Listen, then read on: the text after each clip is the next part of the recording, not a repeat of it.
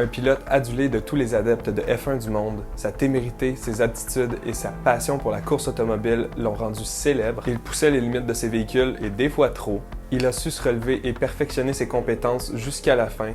Il est décédé en faisant ce qu'il aimait le plus au monde. Aujourd'hui, on regarde dans notre rétroviseur pour en savoir plus sur le coureur automobile légendaire, Gilles Villeneuve.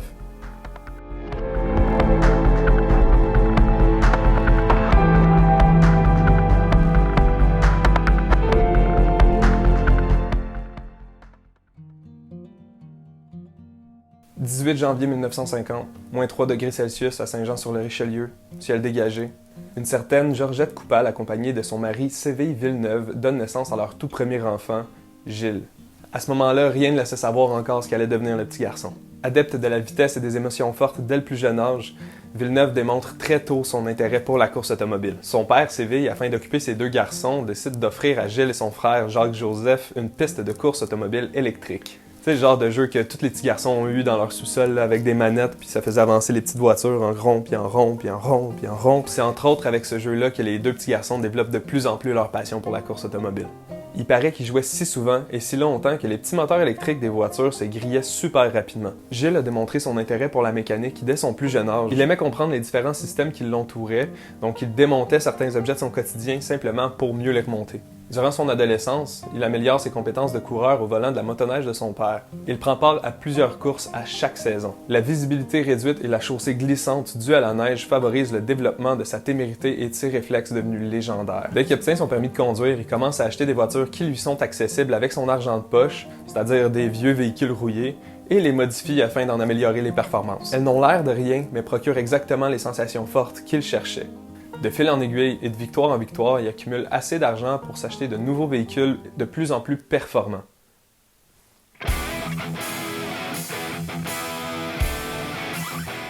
C'est au volant de sa Ford Mustang Boss 1971 qu'il s'initie à la course automobile sur des pistes de drague. Il aimait la vitesse, mais plusieurs raisons le poussent à abandonner. Il se rend compte que c'est pas si payant, puis en plus, lui, ce qui l'excitait le plus, c'était les virages, les freinages, puis les accélérations qui s'en suivaient. En plus, récemment devenu père de Jacques et Mélanie Villeneuve, il se devait d'avoir assez d'argent pour subvenir aux besoins de sa famille. Il décide donc de retourner à la course de motoneige où les prix sont beaucoup plus alléchants et où en plus les sensations sont beaucoup plus fortes pour Villeneuve qui aimait justement les virages et les accélérations. En 1973, il s'inscrit à l'école de pilotage Jim Russell du circuit Mont-Tremblant. Il remporte le championnat québécois de la Formule Ford la même année avec 7 victoires sur 10 courses. En 1974, il s'inscrit aussi à la Formule Atlantique, mais c'est pas avant 1976 qu'il commence à cumuler les victoires. Il continue toutefois de s'en tirer victorieux sur les circuits européens. Mais c'est vraiment au Grand Prix de Trois-Rivières qu'il se démarque en battant entre autres James Hunt, pilote célèbre de l'écurie McLaren. Hunt s'empresse donc d'informer ses supérieurs du talent dont il avait été témoin et suggère même qu'on intègre Villeneuve à l'équipe McLaren.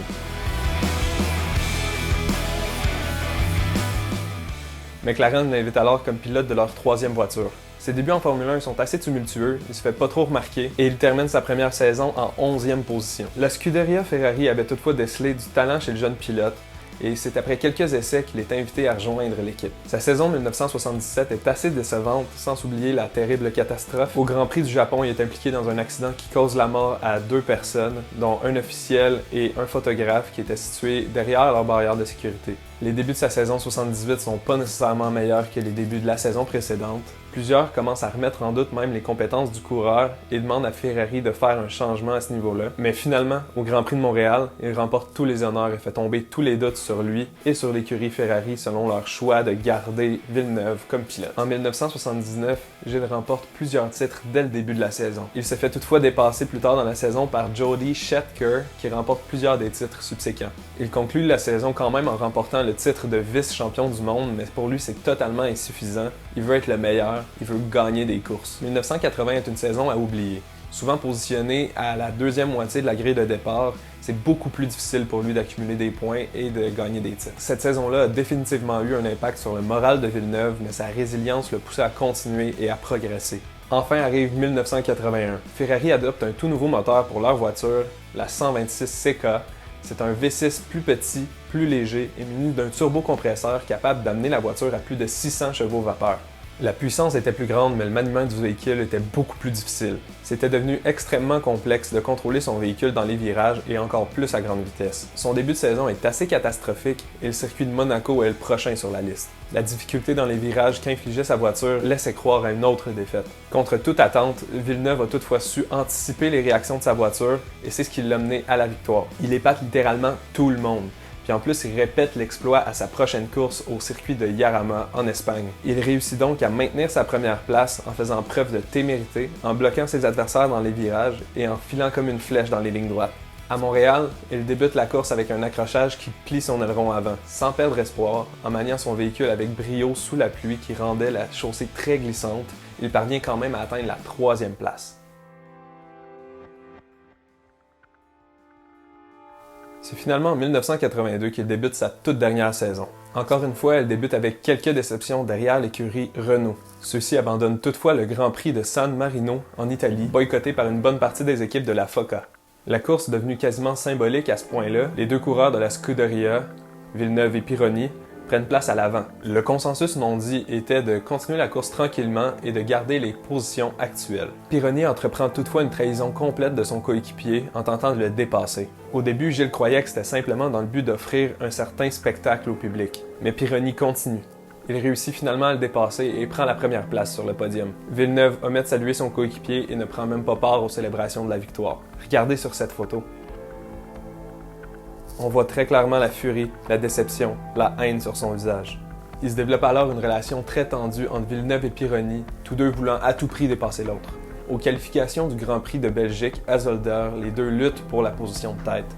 Le pied au tapis, Gilles tente à tout prix de se qualifier avec un tour plus rapide que son collègue rival Pironi. Certaines théories disent qu'il venait tout juste de terminer son tour rapide et que c'était le tour pour retourner au puits. D'autres proposent qu'il voulait faire un tour plus rapide sans changer ses pneus. Probablement distrait et envahi par la haine qu'il avait envers son coéquipier, il accroche l'arrière de la voiture de Jochen Mass à bord de sa marque. La voiture de Gilles est alors propulsée dans les airs et retombe violemment. Elle poursuit sa course en infligeant de nombreux tonneaux à son pilote. Villeneuve est expulsé de sa voiture et est propulsé jusqu'à la clôture de sécurité. Son corps inanimé éveille les plus sombres des doutes. Il est mené à l'hôpital où son décès est annoncé durant la soirée. Ses vertèbres cervicales se sont fracturées, probablement sur le coup de sa chute.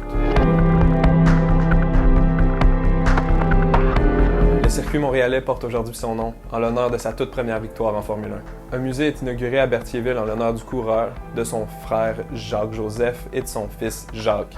Il est inscrit au Panthéon des sports du Québec en 1991. Une série de timbres canadiens est lancée en 1997. Un trophée porte son nom, donné au vainqueur de la catégorie C de la Formule 2 historique. Avec ses nobles débuts en course de motoneige et sa résilience malgré les défaites, Villeneuve a su marquer l'histoire de la course automobile comme nul autre.